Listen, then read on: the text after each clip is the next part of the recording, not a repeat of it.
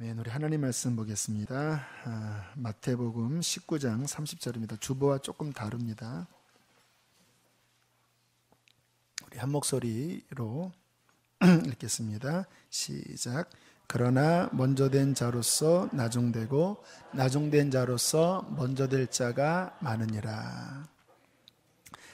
제가 전에 봤던 책 중에 충격적인 책이 하나 있었는데요. 그 책 제목이 영어로밖에 기억이 안 납니다. Finish Strong. 그러니까 마지막을 견고하게 끝까지 가야 된다. 뭐 그런 책입니다. 그러니까 한국말로 의역하면 끝까지 승리해라. 뭐 그런 내용인데 왜 충격적이었냐면 이제 그 목사님이 미국 크리스찬 저술가인데 한번 한 신학교에 은혜 받고 들어온 미국에서 있었던 일입니다. 분들을 한 20년간 추적을 하신 거예요. 20년 전에 불 받고 주의 길을 걷겠다고 신학교 입학하셨으면 교회 중에서는 가장 신앙 좋은 분 중에 한 분이잖아요. 그분들의 20년 후를 추적해 보니까 놀랍게 퍼센티지가 기억이 안 나는데 한 60% 이상이 목회를 안 하셨다고 그러더라고요. 그리고 떠나신 분도 있고 다른 길로 가신 분도 있고 그 책 내용이 의외로 많은 사람들이 불같이 시작했다가 나중에 숫덩이처럼 다른 길로 가는 경우가 현실적으로 너무 많더라. 그래서 Finish Strong, 끝까지 마지막 결승점까지 견고하게 달려가야 한다. 그런 책 내용이었습니다. 성경의 대표적인 사람이 사울 왕이죠. 분명히 하나님께 선택함을 받고 기름 부음을 받았는데 그의 말로는 버림받고 끝나지 않았습니까? 그래서 제 기도 제목이요, 사울처럼 되지 않게 해달라는 게 제 기도 제목입니다. 정직하게. 자, 저나 여러분이 신앙생활을 끝까지 잘 하려면 오늘 읽은 본문 말씀을 깊게 유의하셔야 합니다. 그러나 처음 된 자로서, 먼저 된 자로서 나중되고 나중된 자로서 먼저 될 자가 어떻다고요? 많다. 경각심을 주시는 말씀입니다. 저는 설교를 신학적으로 전하지 않습니다. 말씀 그대로 전해요. 이렇게 말씀해놓고 그래도 하나님이 다 보호할 겁니다. 이렇게 설교 안 해요. 말씀 그대로. 처음 된 자가 마지막 되고 마지막 때가 처음 된 자가 많기 때문에 우리는 이 말씀을 왜 하셨습니까? 경각심을 가지고 Finish Strong, 끝까지 견고하게 달려가는 것이 저와 여러분이 가져야 될 신앙적 태도라는 것입니다. 자, 오늘 이 말씀을 이해하려면요, 이 말씀이 19장 16절에 그 부자 청년 이야기부터 해서 실은 20장 16절 품꾼의 비유까지 문맥으로 성경이 연결되는 겁니다. 하나 성경을 읽는 팁을 알려드리면요, 성경은 문맥으로 보셔야 돼요. 국어책 보듯이 문맥으로 보셔야 돼요. 막 한 절 막 나에게 맞는 말씀을 뽑아도 실은 은혜로운 경우도 있지만 항상 그렇게 뽑으시면 이상한 성경구절 뽑을 수 있습니다. 유다가 목매달아 죽이느라 너도 가서 그와 같이 해라. 속히 해라. 이럴 수도 있어요. 성경을 정말 우리 교회에 통독을 하시려면 문맥으로 말씀이 전하려고 하는 그 맥락 그대로 보시고 그 안에서 적용점 찾으셔야 돼요. 제가 성경 묵상할 때 그렇게 해서 깨달아진 말씀이 가장 양질의 또 강력한 말씀이었습니다. 자, 오늘 그런 의미에서 19장 16절에 부자 청년 이야기부터 해서 20장 16절까지의 그 문맥이 오늘 이 말씀을 중심으로 어떻게 흐르는지를 말씀을 할게요. 부자 청년 이야기는 지난번에 했으니까 간단하게 정리하면 어떻게 해야 구원을 받겠습니까? 질문을 했을 때 예수님이 내 소유를 팔아 가난한 자에게 주라. 그리고 나를 따르라. 그랬더니 청년이 너무 재산이 많았기 때문에 도저히 그 말씀 순종할 수 없어서 생명의 주이신 예수님에게로부터 뒤돌아서 제 길로 가버렸습니다. 그 돌아가는 부자 청년의 뒷모습을 보시고 주께서 충격적인 말씀을 하시죠. 부자가 천국에 들어가기가 얼마나 힘든지 낙타가 바늘귀로 들어가는 것 같이 어렵다. 뭐 그런 정말 쇼킹한 말씀을 하신 거예요. 그 말씀을 제자들이 듣고 또 놀란 겁니다. 그렇게 천국 갈 자가 적단 말인가?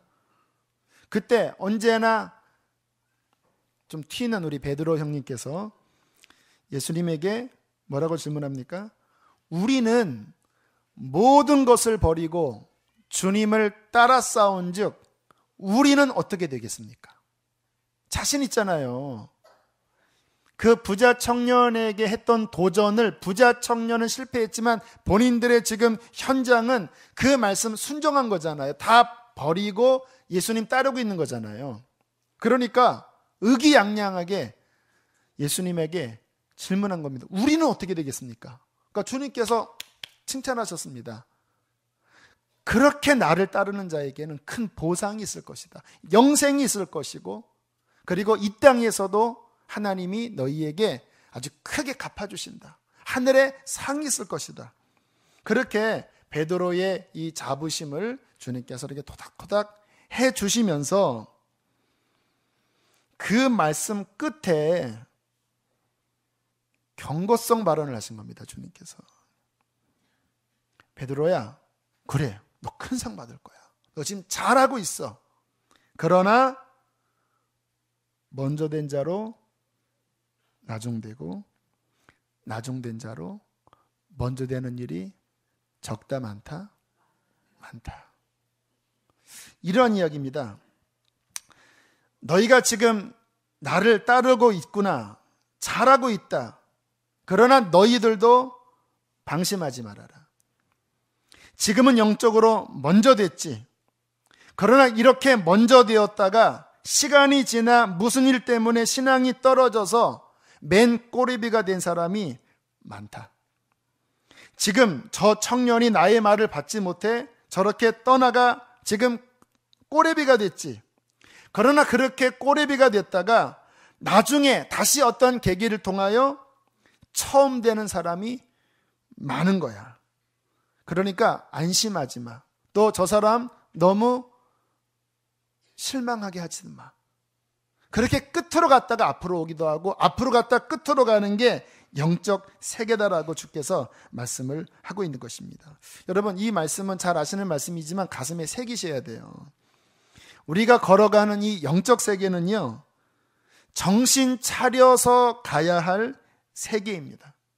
신앙이 좋은 게 항상 좋은 게 아닙니다. 뭐 사업하다가 좋다가 망할 때 있는 것처럼 우리의 신앙도 항상 흑자가 아니라 어느 날 부도가 찾아올 수도 있다는 거예요.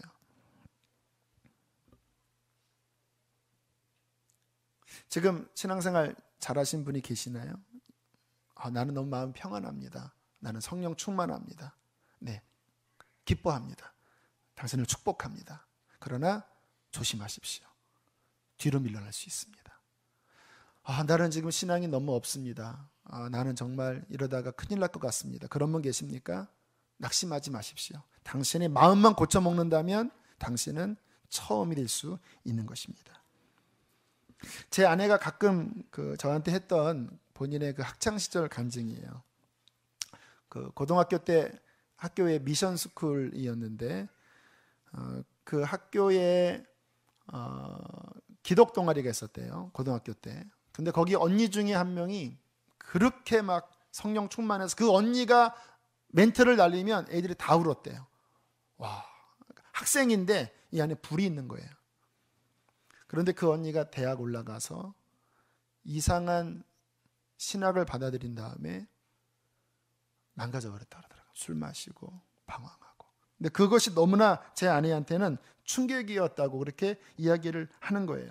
그러니까 아무튼 우리 신앙생활은요, 성경에서 말씀하시는 논지는 신구약 전체적으로 말씀을 하실 때 과거 옛날에 어때 했다라고 하는 게 좋긴 하지만 그거 붙잡으면 안 돼요. 신앙은 어제 그랬듯이 오늘도 지키고 내일도 지켜나가야 돼요. 끝까지 그 마음을 지켜나가든지, 아니면 오늘 넘어졌어도 다시 성경에서 말씀하시는 그 믿음의 순전성으로 계속 달려나가서 내 마지막 피날레가 주님과 동행하는 피날레로 마무리할 수 있는 신앙의 전진, 신앙의 승리가 필요한 것입니다. 자, 이 말씀이 우리에게 경고도 되지만 반대로 뒤집으면 또 우리에게 굉장한 희망을 주는 말씀이기도 해요. 이번에 우리 교회에 결혼하고 세례받은 30대 초반의 젊은 형제분이 있어요. 근데 초신자인데 굉장히 은혜를 사모합니다. 얼마 전에 여기서 세례도 받은 친구인데, 요즘 저희 교회에서 아브라함 설교하잖아요. 이 친구 성이 하십니다. 그 아내한테 내 이름을 하브라함이라고 불러. 나는 이 가문의 하브라함이 될 것이다. 그러면서 막 성경도 읽고, 그리고 모태신앙인 아내를 막 훈육하고 막 그렇게 한대요. 얼마나 예쁩니까? 그렇죠? 비록 늦게 믿었지만 그러한 마음 자세로 하나님을 갈망하면 다시 그 끝에서 처음 될 수 있는 거죠. 인천 방주교회 박보영 목사님 같은 경우는 39세에 예수님을 만났습니다. 39세 이전까지는 완전 불신자였고 완전 안티크리스찬이었습니다. 하나님 절대 없다. 다 가짜다. 아버지가 목사였고 할아버지가 목사였는데도 다 가짜다. 그리고 그 마음속에 막 명절 때나 이렇게 집에 모이면 막 들러엎고 막 그러셨대요. 또 성격도 한 성격 하셔서. 그러다가 39세 때 극적으로 예수님 만나셨잖아요.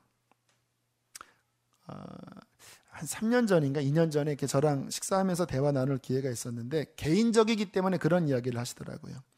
예수님 만나고 한 10년 정도 다 버리고 주님을 따라가니까 10년 만에 영적인 최고지에 하나님이 오르게 하셨다. 물론 교만한 말씀이 아니었어요. 무슨 이야기를 하시려고 하셨냐면, 주님을 섬기는 게 능력이 많지 않아도, 재능이 많지 않아도 온 마음을 기울여 10년만 달려가면 영적 최고봉의 자리에 설 수 있다는 거예요. 여러분, 이게 얼마나 희망적인 말씀입니까? 세상은요, 아무리 날고 기고 해도요, 여러분, 어느 수준 못 올라갑니다. 여기 부모님들, 자녀들 학원 많이 보내도요, 학원 강사들이 그러더라고요. 안 될 애들은 안 된대요. 정말 그래요. 여러분, 이게 날고 겨도 본인의 재능이 그거밖에 안 되면요, 못 올라가는 거예요.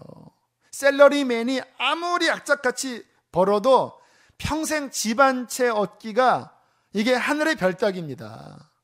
100년 만에 끝나버릴 이 세상은 자신의 능력 따라 못 올라가거든요.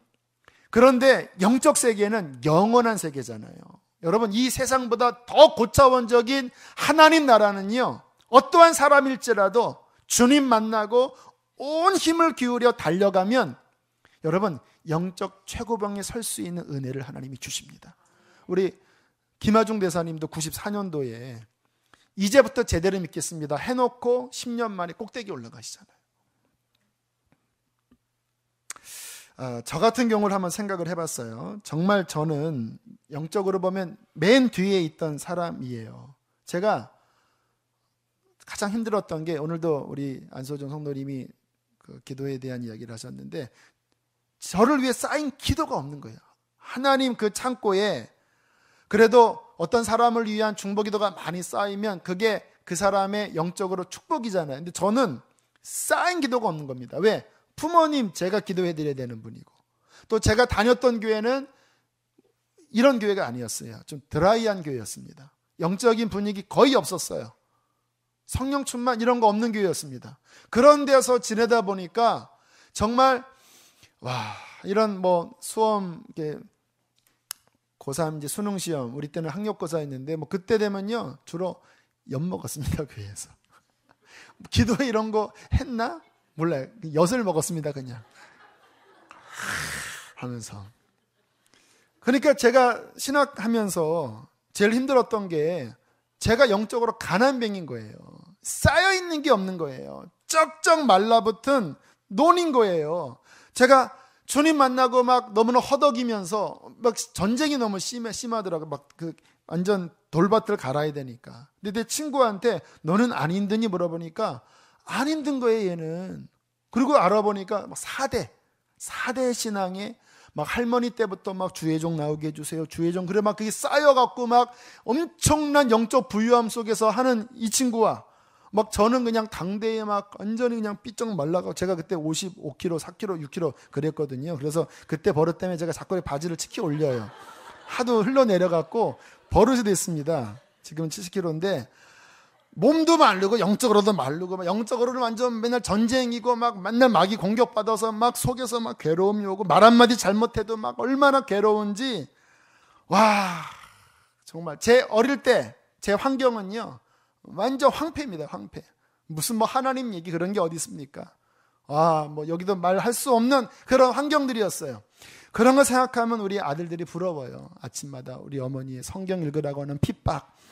그래서 1년에 막 2번씩 읽게 만들고, 막 예배당에 막 나와서 막 예배드리라고 하는 그 박해와 그 모든 시련 속에서 힘들지만 얼마나 영적으로 이렇게 부유합니까? 그런데 저는 목말랐습니다. 그래서 꼬레비였지만 그냥 달려갔어요. 하나님, 저 하나님 없이는 못 삽니다. 제 마음을 하나님께서 이렇게 채우셨고 만져주셨는데 하나님, 저는 주님이 필요합니다. 그래서 그냥 달려갔어요. 아무것도 모르고 그냥 기도했고 그리고 교회에서 맡겨지면 충성했고 그리고 그렇게 순종하면서 달려왔는데 그렇게 20살부터 지금 한 25년이 지난 지금 좀 돌이켜보니까 뭐 제가 막 먼저 된 사람은 아니지만 그때에 비해서 엄청나게 하나님께서 채워주신 거예요. 꼬레비였는데 많이 앞으로 가게 하신 거예요. 지금 제가 이렇게 설교하는 이 모든 것들이 결국 영적인 건데 제 배경에서 나온 게 아니에요. 하나님 앞에 달려갔을 때 하나님이 은혜로 주셔서 여기에 이르게 하셨습니다. 사랑하는 교우 여러분, 기억하십시오. 맨 뒤에 있을지라도 달려가십시오. 저는 생각이 바뀌었습니다. 그전에는 모태신앙들이 부러웠거든요. 근데 아무리 영적 배경이 커도 본인이 달려가지 않으면요, 그게 복이 안 돼요. 근데 저처럼 가람뱅이였을지라도 주님 한 번 붙잡고 달려가면 주께서 축복하십니다. 여러분, 이게 영적 세계예요.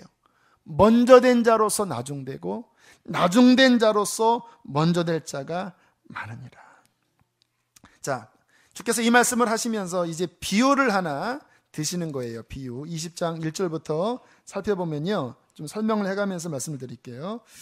한 주인이 포도원을 농사 지으면서 이제 포도를 수확할 때가 되었는지 하루 일당 품꾼을 쓰기 위하여 사람들을 이제 모으기 시작했습니다. 근데 그 당시가 어려운 시대입니다. 지금 같은 생각하시면 안 돼요. 주기도문에 일용할 양식을 달라는 기도가 있잖아요. 그 당시에는 그날 떼끼니도 못 먹는 사람이 대다수였습니다. 로마의 압제 아래서 힘든 시대였거든요.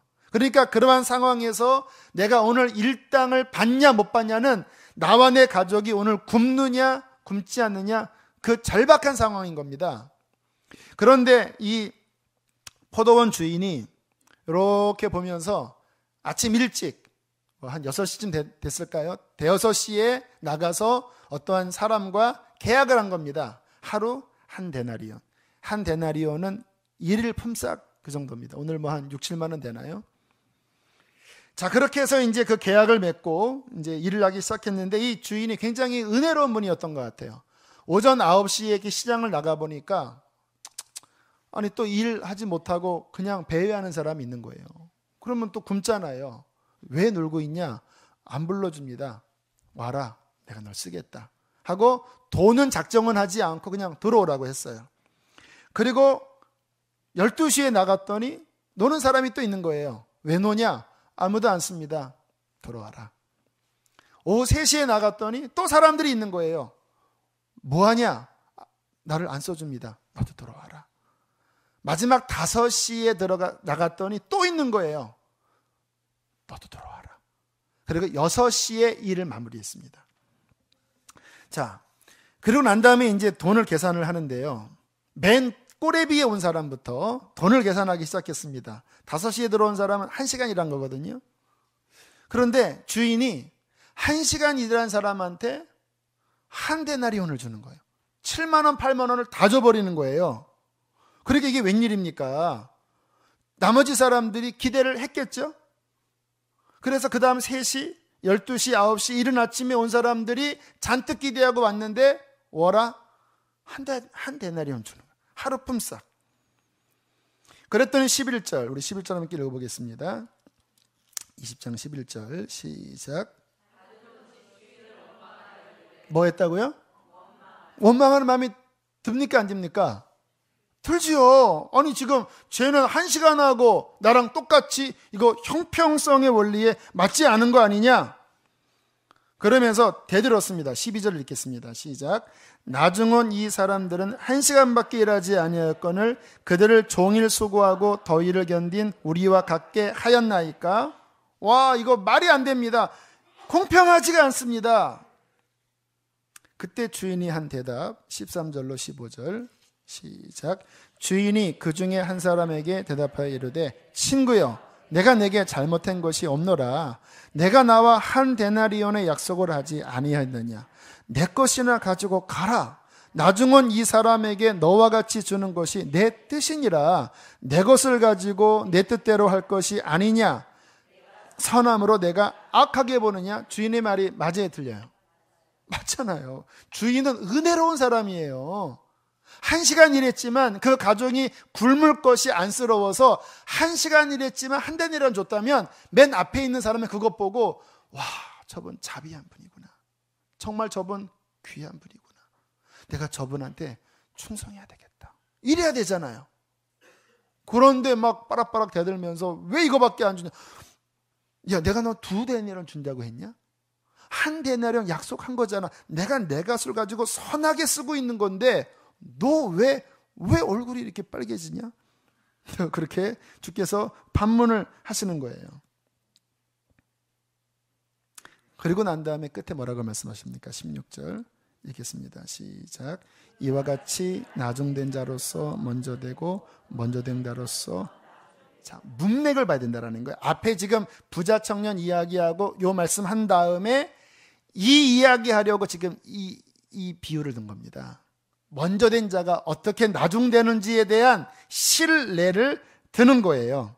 어떻게 얼핏 보면 이게 도대체 왜 그런 비유일까라고 잘 와닿지 않을 수 있지만 깊이 파고 들어가면 우리에게 먼저 된 자가 어떻게 나중되는지에 대한 많은 교훈이 들어 있습니다. 오늘 그 부분을 살펴보겠습니다.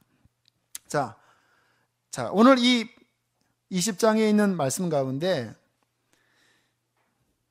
일찍 일한 사람들이 집주인에게 원망했다고 했잖아요. 이것이 나중되게 하는 큰 원인입니다. 왜 원망을 했을까요? 주인이 베푼 은혜에 대해서 뭐하지 않았기 때문에 감사하죠. 왜 본인들 쓴 것도요 잘라서 쓴 게 아니에요. 그 당시에 실직자들 널린 거예요. 이른 아침에 부른 거 은혜입니다. 그렇죠. 본인 잘난 게 아니에요. 그거 생각했다고 하면 나 같은 자 불러준 것만 해도 감사하네. 이 마음을 가졌다면 5시에 온 사람에게 한 데나리온을 줬을 때 동일한 참 저분 은혜롭다. 감사하네. 저 불쌍한 사람도 1시간 일하고 예를 들어서 5천 원만 주면 그러면 자식을 어떻게 먹입니까? 자기 밥 한 그릇 먹으면 끝나는데. 야, 그래도 저분은 선한 분이구나. 감사하다. 나 같은 자를 불러주셨구나. 이러한 마음을 가져야 되는데 한 데나리온도 감지덕지해야 되는데 이 사람 마음속에 자신을 불러준 은혜에 대한 감사한 마음이 없는 거예요. 여러분, 감사하는 마음이 없어지면 나중됩니다. 내 안에 나 같은 자를 불러주신 하나님의 은총에 대하여 감격하고 감사하고 찬양하는 마음이 신앙의 배에 있습니다. 이것이 우리에게 늘 있어야 어떠한 상황 가운데서도 감사합니다 하면 생각을 해보세요. 한번 상상을 한번 해보세요. 자, 주인이 그렇게 은혜롭게 나눠줬습니다. 그랬더니 이른 아침에 온 사람이 감사합니다. 감사합니다. 야 같은 자 불러주셔서 감사합니다. 또 저 1시간 일한 사람도 똑같이 품삯을 주셔서 감사합니다. 그렇게 했다면 상상을 해보세요. 주인이 다음 날 그 이른 아침 온 사람을 또 부를까요? 안 부를까요? 불러요. 또 하나, 그 감사한 마음을 가지면 주인이 그 다음 날에는 좀 더 얹어줄까요? 안 얹어줄까요? 각자 믿음대로 되는 거예요. 여러분이 생각한 대로 여러분이 받을 겁니다. 나 같으면 더 줄 겁니다. 고마워서 뒷돈 탁 찔러주면서 써라. 여러분, 이게 하나님의 마음이에요. 우리 하나님은요, 늦게 온 자에게도 은혜 주시지만 처음 온 자도 감사한 마음을 가지면 여기에는 한 데나리온 중고로 끝나지만 그러나 하나님께서는 더 큰 은혜를 우리에게 분명히 부어 주실 것입니다. 우리의 신앙에 감사를 잃은 신앙 되지 않도록 자신을 점검하십시오. 제 친구가 아까 이제 할머니로부터 막 기도받았다는 그 친구랑 저랑 많이 친한 친구인데 그런 이야기 하더라고요. 군대에 있을 때 어떤 한 목사님과 교제를 했는데 이제 섬마을에서 목회하는 목사님이시래요. 그런데 섬마을에서 목회하시니까 사모님이 없었나 봐요. 결혼을 안 해서. 그런데 이제 나중에 결혼하셨는데 그 섬마을의 농협 직원인가 수협 직원인가 여직원과 이렇게 결혼을 했대요. 근데 그 여직원이 아무튼 뭐 신앙이 이렇게 좋은 분은 아니었던 것 같아요. 그런데 그 목사님이 그런 이야기를 했대요. 어휴, 나 같은 자에게 저렇게 시집 온 것만 해도 너무너무 감사합니다. 제가 그 이야기를 듣는데 감동이 되더라고요. 와, 아니 내가 목회하는데 좀 돈 많은 좀 그런 장로님 딸이 좀 와서 후원금도 대주고, 근데 저 수협 직원 돈은 버는구나. 하지만 뭐 이렇게 드럼통이고 뭐 이런 생각을 하면 여러분 싸우지 않겠습니까? 근데 그 목사님의 고백을 보세요. 나 같은 자에게 시집 와준 것만 해도 감지덕지죠. 여러분, 이 마음이요 사람을 얼마나 풍성하게 하는지 아십니까?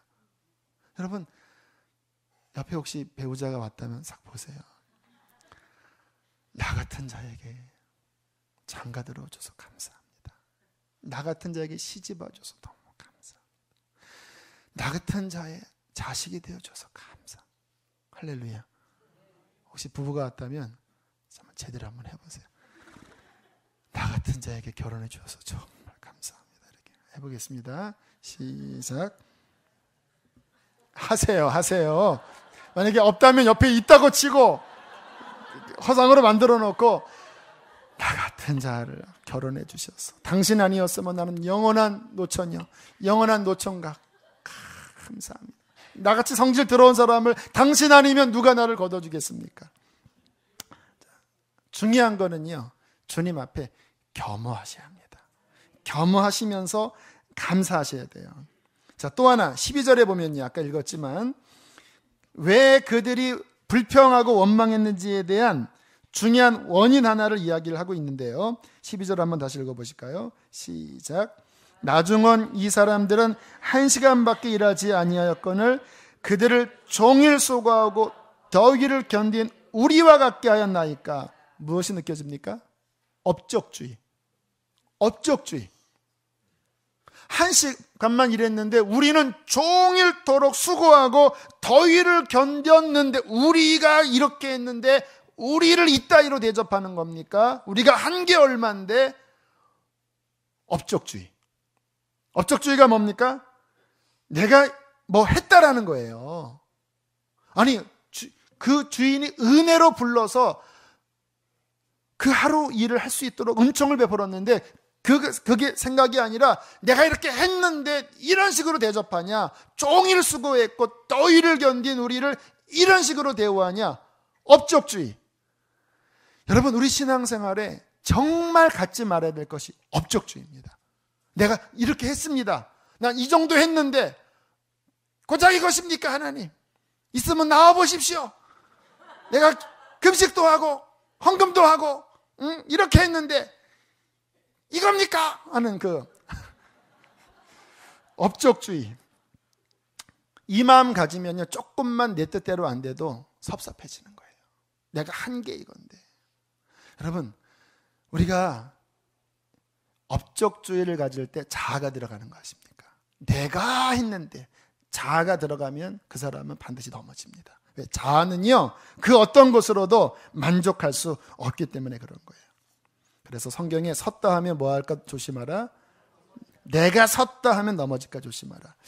몇 주 전에 이 건물 대표는 좀 젊은 분입니다. 사장은. 근데 이제 실질적인 권한은 그 아버님이 회장님이시고 힘을 가지고 계신데, 이제 저랑 만나자고 그래서 식사를 했어요.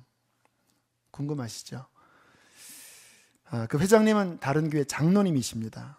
근데 참 유익한 대화를 나눴습니다. 이제 만나자고 한 이유는 이 건물에 더 계셔주세요.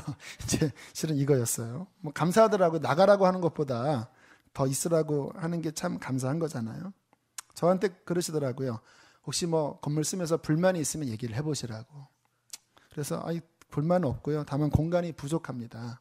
그래서 내년 넘어가면 고민입니다. 그랬더니 아무튼 최대한 목사님 목회 편하게 하시도록 편의를 봐드리겠습니다. 막 지하를 한번 써보시는 게 어떻겠습니까? 막 그렇게 이야기를 아무튼 감사하게 해주시면서 피차간에 업적주의로 이야기하지 않고 감사한 마음으로 이야기했습니다. 뭐 저희 교회에 대한 감사의 이야기도 하시고 저도 잘 이렇게 봐주셔서 감사하다고. 만약에 피차간에 뭐 우리가 3, 4층을 씁니다. 뭐 한 달에 막 많은 금액을 이렇게 막 우리 한 거 하면 대화가 힘들었을 텐데, 우리도 잘해 주셔서 감사합니다. 건물 관리 그래도 깨끗하게 잘하는 건물이거든요. 감사합니다. 또 장로님도 또 뭐 여러 가지 감사한 이야기 하면서 분위기가 좋았습니다. 자, 그렇게 대화가 좋아지자 이제 장로님으로서 저한테 이제 간증 비슷한 이야기를 해 주시더라고요. 그 장로님은 한국의 대표적인 교회의 장로님이신데, 그 교회가 어마어마하게 부흥될 때 막 수만 명이 몰려들 때 아마 그 현장을 보셨나 봐요. 그런 이야기를 하더라고요. 그 교회가 부흥할 때 본인이 보니까 교회가 취하더래요. 장로님들도 취하고 목회자들도 취하고, 그것을 잘 감당하는 게 아니라 막 이게 취해갖고 뭐 너무 막 잘 되니까, 그래서 자기가 보기에는 그때부터 문제가 발생된 것 같다. 뭐 저희 교회는 뭐 그 정도는 아니지만 막 경각심이 들더라고요. 그래서 제가 아멘. 뭐 너무 이제 은혜가 되었어요. 그러면서 또 이런 이야기도 해주시더라고요. 그 장로님이 그 교회의 분립개척 단장이세요. 여러 이제 막 분립개척도 하고 막 또 본인도 갔다 오고 막 그렇게 하셨나 봐요. 참 그것도 기가 막히죠. 그런데 그분 하시는 말씀이, 많이 그렇게 분립개척한 걸 보니까 교회가 어려워지는 원인 가운데 하나가 개척 멤버들이 나중에 들어오는 그 세가족으로 인하여 본인들이 좀 소외당하는 느낌, 또 본인들이 우리가 여기 박힌 돌인데 어디 굴러온 돌이, 이러한 생각 때문에 교회가 시험된다라는 거예요. 근데 저희 교회는 실은 박힌 돌이 안 계세요. 다 굴러 들어온 돌이시고, 그리고 또 처음 나오신 분들도 다 그런 생각이 없으셔서 뭐 그렇지는 않지만, 이제 2년 3년 지나면 굴러 들어온 돌이 박혀갖고 이제 박힌 돌이 될 수가 있는 쯤이에요. 그러면서 장로님이 하시는 말씀이, 저는 이렇게 이야기를 합니다. 거기 개척 멤버들은 표현도 참 은혜롭지요. 배추의 겉잎이라고 생각합니다. 네? 배추의 겉잎은 그 겉이 좀 질기고 이렇게 다 뜯어버릴 거지만 그 안에 있는 속에 새 속을, 배추의 그 보드러운 새 속을 잘 감싸주는 게 배추의 겉잎이 아닙니까? 그러니까 처음에 온 분들은 그 겉잎 역할로 그 안에 새 가족들이 잘 신앙생활을 할 수 있도록 잘 보호해주고, 본인들은 나중에 딱 찢어서 버려지면 그것으로 만족하는 거 아니겠습니까? 아멘. 너무너무 은혜로우신 거예요. 그러면서 또 이런 이야기도 해주시더라고요. 오늘은 그 건물 회장님의 말씀을 대언하는 날입니다. 그러시는 거예요. 저는 교회에서 일할 때 내가 하겠습니다, 이런 사람 싫어한대요. 내가 하겠습니다. 아니 종이 무슨 내가 하겠습니까? 지가 하겠습니다. 종은 지가. 근데 그 뉘앙스가 내가 하겠습니다. 이거랑 지가 하겠습니다. 와, 교회는 지가 하겠습니다. 이런 사람을 통해서 교회가 부흥한다라는 거. 할렐루야.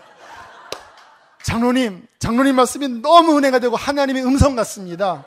했더니 막 얼굴이 막 발개지셔갖고 막 계속 이야기를 하셔고 저는 고기 막 집어 먹으면서 은혜 충만히 받고 1년 뒤에 나갈지도 모릅니다 하고 그렇게 끝났어요. 은혜 되시죠? 그 장로님의 신앙의 연륜과 처음 계약할 때는 힘들었거든요. 막 뭐 노예 계약을 막 쓰게 해줬는데 이제 3년쯤 되니까 2년 넘어가니까 이제 그 장로님의 본색이 드러나셔서 이런 은혜로운 마음을 해주실 줄에 제가 미처 몰랐습니다. 자, 장로님의 한 이야기가 뭐냐면 겸손하라 이 말이에요.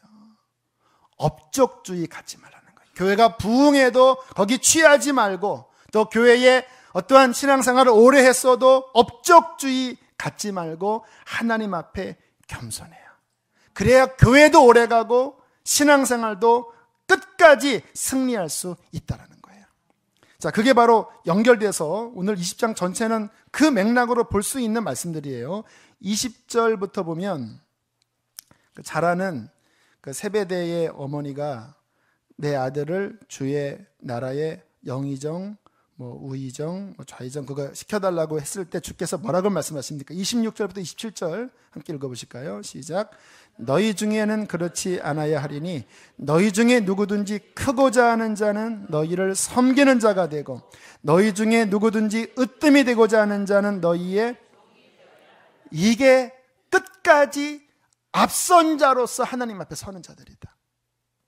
여러분, 먼저 되려면 섬겨야 합니다. 항상 낮은 곳을 찾고 항상 더 섬기는 곳을 찾는 것이 하늘나라에서 먼저 된 자들의 특징이고 그들의 특권이에요. 따라해 볼까요? 항상 낮은 곳을 찾고 항상 더 섬기는 곳을 찾으라. 아멘. 그러면 승리하는, 끝까지 승리하게 되는 거예요. 자, 오늘 이 말씀을 통해서 우리 자신을 점검하셔야 합니다. 왜냐하면 많은 분들이 앞선 분도 있고 다시 영적으로 뒤로 가는 분도 있고 헤매는 분도 있고 혹시 내가 업적주의에 빠져 있지 않는가? 혹시 내가 은혜를 잃어버리지 않았는가? 감사를 잃어버리지 않았는가? 섬김의 마음을 잃어버리지 않았는가? 내 안에 또 불평이 나오지 않나? 원망이 나오지 않나? 내가 왜 이렇게 했는데 왜 이것밖에 알아주지 않습니까? 이런 마음이 들지 않나? 주께서 오늘 포도원 품꾼의 비유를 통해서 우리를 비추시는 것입니다. 자, 그 다음 마지막으로 17절부터 19절에 보면, 자, 이제 주님께서 예수님의 행적의 마지막 피날레가 예루살렘 입성입니다. 예루살렘 입성으로 이제 마지막 주간을 보내시고 십자가 지시거든요. 근데 그 말씀이 중요해서 원래는 제가 오늘 그 말씀을 전하려고 했는데 성령께서 다시 앞에 여기까지 정리하고 다음 주부터 21장의 예루살렘 입성에 대한 말씀을 나눌 텐데, 예루살렘 입성하기 전에 제자들에게 예고하시는 거예요. 18절 19절 읽겠습니다. 시작. 보라, 우리가 예루살렘에 올라가노니 인자가 서기관들에게 넘겨짐에 그들이 죽이기로 결의하고 이방인들에게 넘겨주어 그를 조롱하며 채찍질하며 십자가에 못 박게 할 것이나 제3일에 살아나리라. 자, 이 말씀 안에도 끝까지 승리하는 비결이 나오는 거예요. 오늘은 그 맥락으로 말씀들을 다 보겠습니다. 예수님께서 뭐라고 예고를 하시는 겁니까? 내가 가는 마지막은 뭐다? 십자가다. 그 말은 무슨 말이냐면 너희가 가는 길의 마지막도 뭐가 해야 된다고요? 십자가다. 여러분, 성도들의 가는 마지막은 십자가여야 합니다. 그 십자가 넘어 부활의 영광이 있는 거예요. 우리는요, 본성적으로 십자가를 안 좋아해요. 편안한 거를 우리는 본성적으로 좋아합니다. 그래서 자꾸 편안해지고 싶어 해요. 신앙생활도 뭔가 짐을 지기보다는 편안해지고 싶은 거예요. 그러나 이 말씀 속에서 기억하세요. 편안해지게 우리의 인생의 마지막이 가면 저는 영적으로는 좋지 않다고 봐요. 우리의 가는 마지막은 우리의 스승이신 예수가 걸으셨던 십자가의 길이 우리의 가는 마지막 길이어야 합니다. 이 의식을 놓지 않으면, 이 의식을 꼭 붙잡고 있으면 우리는 정신 차려지게 되는 거예요. 그렇지, 내가 이렇게 지금 안일하게 있을 때가 아니지. 그래, 내가 이렇게 편한 것을 추구하면 안 되지. 그래, 주님께서 마지막 십자가를 지었다면 나도 마지막 십자가다. 하나님, 이거 질 수 있도록 힘주세요. 주님, 이 땅에서 누릴 거 다 누리고 주님 나라 가서 끝이 되는 것보다 이 땅에서 고생해도 주님 나라 가서 저는 상 받는 자가 되기 원합니다. 이게 성도들이 가져야 될 마음의 갑옷인 것입니다. 제가 한 10년 전에 안산에서 무슨 일 때문인가 제 미래를 막 상상하고 만리장성을 쌓았던 적이 있어요. 그때 나도 모르게 그렇게 나이가 먹으면 이제 나도 목회 이제 성공하고 그러면 좀 편안하게 이렇게 막 한참 하고 있다가 이 말씀을 읽는 순간 주님께서 제 머리를 툭 치시는 느낌이었습니다. 너 무슨 생각하고 있냐? 나의 가는 길의 끝이 십자가였다면 너의 가는 길의 끝도 십자가여야 한다. 저는 가끔 북한의 성도들을 생각을 해요. 북한의 성도들은 우리보다 더 순결합니다. 그들은 앞으로 마지막 올 그런 환난을 견디어낼 이미 준비가 된 사람들이에요. 왜? 예수 믿는 것 자체가 고난이거든요. 그런데 저를 비롯해서 한국의 성도들을 생각해 보면 한숨이 나옵니다. 앞으로 다가오는 이 마지막의 환난을 한국의 성도들 대부분은 감당할 준비가 안 돼 있어요. 저도 이런 부분들을 의지적으로 붙잡지만 저도 너무나 많이 편안한 데 익숙하기 때문에 오늘 주님처럼 십자가를 지려고 하면 솔직히 부담스러워요. 그러나 그럼에도 불구하고 저는 마음적으로 싸우는 겁니다. 하나님, 마음의 갑옷을 입게 해주십시오. 내 마지막 가는 길이 주님 좁은 길이 될 수 있도록 주님 도와주십시오. 제 마음은 그렇게 하기 싫습니다. 그러나 주님 그렇게 될 수 있도록 좀 도와주십시오. 그렇게 하나님 앞에 기도하는 거예요. 여러분, 손영원 목사님, 제가 지난 한국 기독교 성지를 방문하고 참 많은 감명을 받았는데요. 하나 좀 읽어볼까요? 이거를 제가 이렇게 벽에다 붙여놓고 지금 복사를 했는데 혹시 갖기를 원하시면 다 끝난 다음에 손을 드시면 제가 선물로 드릴게요. 꽃피는 봄날에만 1943년 8월 18일 옥중에서 신사참배 거부로 무기 구금령을 받고 있었던 중에 쓴 시예요. 자, 이 시가 우리에게 어떻게 느껴지는지 한번 보세요. 꽃피는 봄날에만 주의 사랑 있음인가? 땀을 쏟는 무더위에도 주의 사랑 여전하며 열매 맺는 가을에만 주의 사랑 있음인가? 추운 겨울 줄일 때도 주님의 위로 더할 것은 솔로몬의 부귀보다 욥의 고난 더 귀하고 솔로몬의 지혜보다 욥의 인내 아름답다.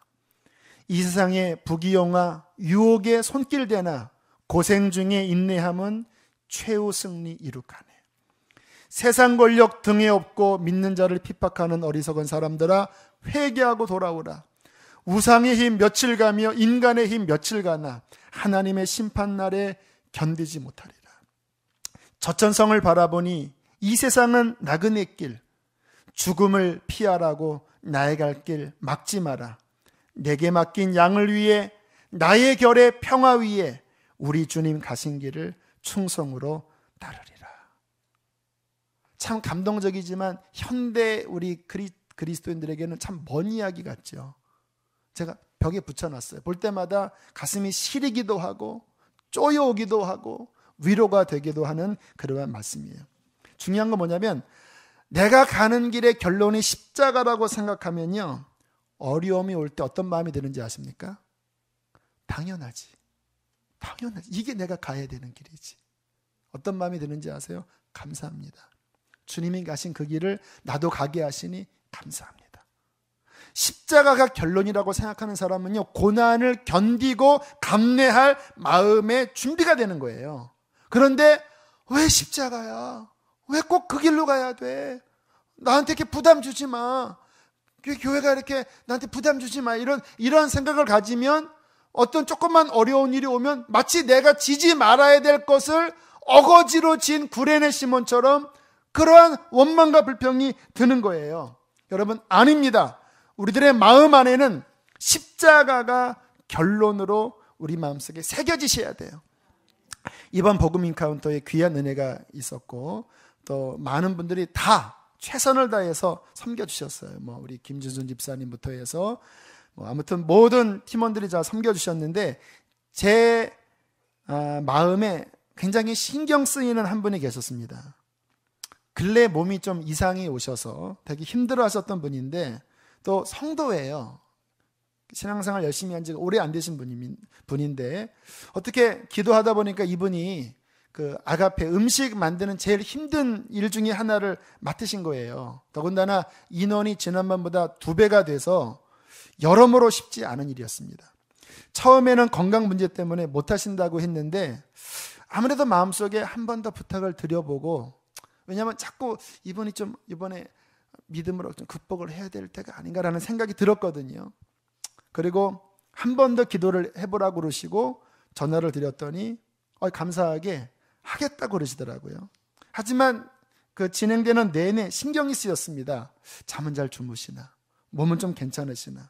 그런데 역시 진행하면서 계속 여러 가지 어려움에 이제 시달리시고 힘드셨어요. 근데 하나님께서 감사하게 그 일을 잘할 수 있는 우리 교회에 일꾼들을 많이 이렇게 붙여주셔서 아무튼 그 전에도 잘하셨지만 아무튼 최고의 음식이 이번에 나오게 되었어요. 그 강남 선화목자께서 탐방을 왔는데 그 음식을 보더니 요리사가 와서 한 거냐고 할 정도로 너무너무 맛있고 아주 최고로 잘 은혜로 감당해 주셨는데, 제가 어젠가 좀 건강이 걱정돼서 전화를 드렸더니 물리치료 받고 계시다 그러더라고요. 목사님 물리치료 받고 있습니다. 그러세요. 마음은 어떠세요? 여쭤봤더니 너무 기뻐요. 마음이 기뻐요. 감사해요. 제가 그래서 이렇게 말씀드렸습니다. 자매님, 이번에 승리했습니다. 분명히 믿음의 한 단계 발전이 있으셨습니다. 믿음으로 나간 거거든요. 여러분, 건강도 좋지 않고 여러 가지 고민이 많았지만 어떻게 승리할 수 있었을까요? 하나입니다. 그래, 어려워도 믿음으로 해보자. 십자가 지는 마음, 주님을 따르는 길이, 그래 십자가 지는 것, 그래 이게 그래 해보는 거야. 주님이 하라고 하면 그래 순종해보는 거야. 그 주님이 가지셨던 이 십자가의 마음을 가졌기 때문에 어려움이 있었지만 승리했고, 그런 말미암아 영적으로는 더 단단해지고 견고하게 된 것입니다. 사랑하는 교회 여러분, 이 마음 가져야 되는 거예요. 십자가 지는 마음, 은혜에 감사한 마음, 겸손히 엎드리는 마음, 섬기는 마음, 그 마음을 우리의 허리에 동동동동 동이고, 주님 나라를 향하여 많은 유혹과 핍박이 있지만 그러나 계속해서 전심을 다하여 달려갈 때 우리는 끝까지 처음된 자로서 하나님의 영광의 나라에 서게 될 것입니다. 그렇게 사는 것이 승리하는 거예요. 그렇게 사는 것이 성공하는 것입니다. 주께서 오늘 그렇게 우리를 부르십니다. 처음 된 자가 나중될 자가 많고 나중된 자가 처음 될 자가 많지만 나는 너희가 계속해서 처음 되기를 원한다. 끝에 있다면 오늘 말씀을 깨닫고 끝까지 승리한 모습으로 하나님 앞에 서라고 주께서 말씀하십니다. 이 은혜가 함께 하시기를 축복합니다. 함께 시간 찬양하고 기도하겠습니다. 내 마음엔 주를 향한 사랑이.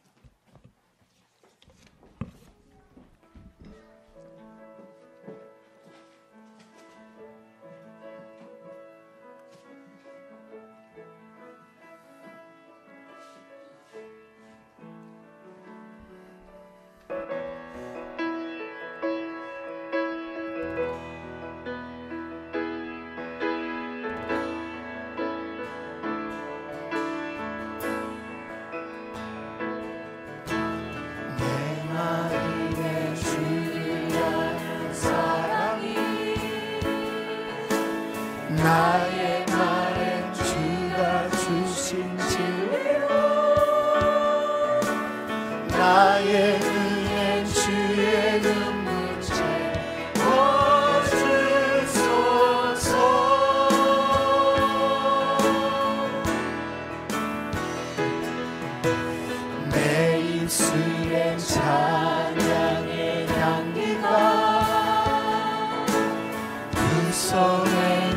주를 닮은 성님이 나의 삶의 주의 음성 갖게 하소서.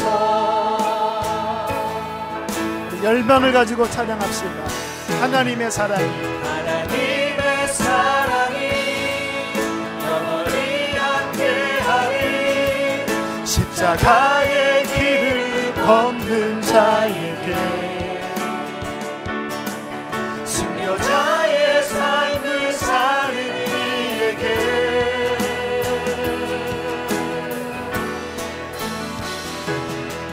조롱하는 소리와 세상 유혹 속에도 주의 순결한 신부가 되리라. 내 생명 주님께 하나님의 사랑이 영원히 함께하리. 십자가를 붙잡는 자에게 하나님의 사랑이 영원히 함께하리. 십자가의 길을 걷는 자에게 순교자의 삶을 사는 십자가를 붙잡으세요. 겸손하게 십자가를 붙잡으세요. 조롱하는 소리와 세상 유혹 속에도 주의 순결한 신부가 되리라. 한 번 더. 조롱하는 소리와 세상 유혹 속에도 주의 순결한 신부가 되리라. 내 생명 주님께 내 생명 마지막으로 내 생명 주님께 내 생명 주님께 드리리. 성경은 말씀하십니다. 너희의 마음에 허리를 동이라. 십자가 붙잡고 고난의 갑옷을 입고 그리고 하나님 겸손하게 주님만 바라보며 감사하며 이 길을 걸어갈 수 있도록 주님 내게 능력을 부어 주옵소서. 내 결단 가지고는 안 됩니다. 성령님 내 마음을 녹여주시옵소서. 명확하게 십자가를 붙잡게 하여 주옵소서. 우리 주여 두 번 부르시고 기도하겠습니다.